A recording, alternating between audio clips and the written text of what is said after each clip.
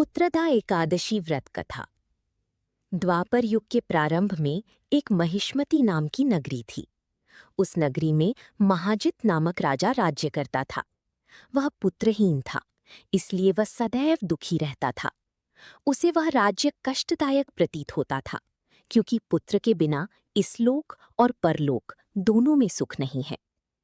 राजा ने पुत्र की प्राप्ति के अनेक यत्न किए, किंतु वह निष्फल गए।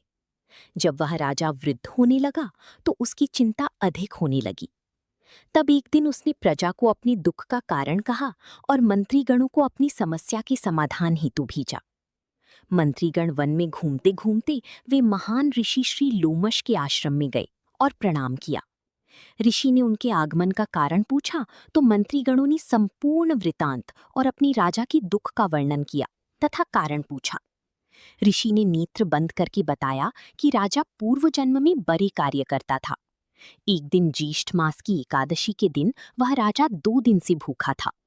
वह पानी पीने के लिए कुएं के पास गया, जहां एक गाय पानी पी रही थी। उसने कुएं के पास से गाय को प्यासी ही भगा दिया। इस पाप के कारण राजा के इस जन्म में पुत्र नहीं है, किंतु एकादशी के दिन भूखे रहने से वह राजा बना।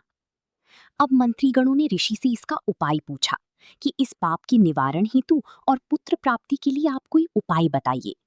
इस पर लोमश ऋषि बोली कि यदि आप सभी राजा रानी सहित श्रावण मास की शुक्ल पक्ष की पुत्रदा एकादशी का व्रत करें और सभी द्वादशी के दिन उस एकादशी का फल राजा रानी को देवें, तो समय आने पर राजा की सुंदर पुत्र होगा। इस पर सभी ने वैसा ही किया और राजा की पुत्र हुआ।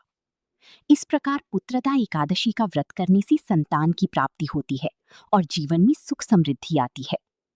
हे भगवान विष्णु, जिस प्रकार आपने इस राजा की मनोकामना पूर्ण की, उसी प्रकार जो भी श्रद्धा और भक्ति से इस पुत्रदा एकादशी व्रत कथा को सुनता या कहता है, उसकी सभी मनोकामनाएं पूर्ण करें, उसी संतान सुख, सुख समृद्धि और शांति प्रदान करें।